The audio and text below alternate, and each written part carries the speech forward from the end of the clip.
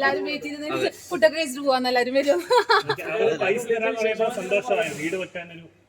ആരും പൈസ തരാന്നൊന്നും പറഞ്ഞിട്ടില്ലല്ലോ. അത് സിജോ ആൻഡ് സായി അങ്ങനെ പറഞ്ഞിട്ടില്ലേ?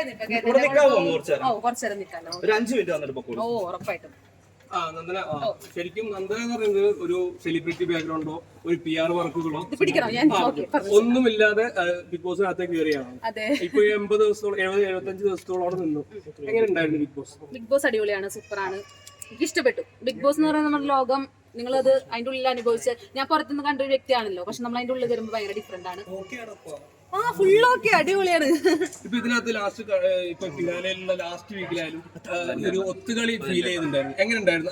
അതിനെ പറ്റി എന്താ പറയാനുള്ളത്? അതിനെ പറ്റി എനിക്കൊന്നും പറയാനില്ല. സിജോയും സായി തമ്മിലുള്ള നന്ദന തമ്മിലുള്ള ഗ്രൂപ്പ് കളിയായിരിക്കും ഒരു പക്ഷെ പ്രതികൂലമായിട്ട് വന്നത്.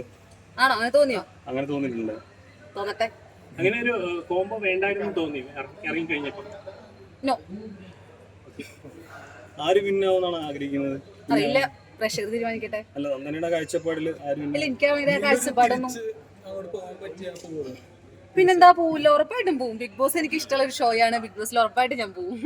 ഇതിനകത്ത് ജാസ്മിന്റെ ഒരു ക്യാരക്ടർ ഉണ്ടല്ലോ. അപ്പൊ ജാസ്മിനെ ഏറ്റവും കൂടുതൽ ജാസ്മിനോട് പ്രതിരോധിച്ചതും ഒക്കെ ദേഷ്യപ്പെടുന്നൊക്കെ ഞങ്ങൾ കണ്ടായിരുന്നു. ജാസ്മിന്റെ ക്യാരക്ടർ അനുസരിച്ച് ജാസ്മിനെ സപ്പോർട്ട് ചെയ്യുന്ന ആൾക്കാരൊക്കെ പുറത്തായി. ഇപ്പൊ ഗബ്രി പുറത്തായി, രശ്മി പുറത്തായി. അപ്പം ജാസ്മിനെ ഏറ്റവും ഉണ്ടെന്ന് തോന്നുന്നുണ്ടോ? അറിയില്ല, എനിക്കൊന്നും അറിയില്ല.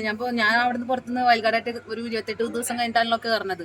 അപ്പൊ അതുവരെയുള്ള കാര്യങ്ങളല്ലേ എനിക്കറിയുള്ളൂ. ബാക്കിയുള്ളതൊക്കെ എനിക്കറിയില്ലല്ലോ, എന്താണ് അവിടെ നടക്കണേന്നൊന്നും നമുക്കറിയില്ല. നമുക്ക് മൊബൈലിൽ ഒന്നുമില്ല. നമ്മളൊരു അവരായിട്ട് തന്നെ ഒരു കമ്പയർ ചെയ്ത് പോണ ഒരു സ്ഥലമാണ്. പിന്നെ ഏറ്റവും കൂടുതൽ പണപ്പെട്ടി എടുത്തു പോവാൻ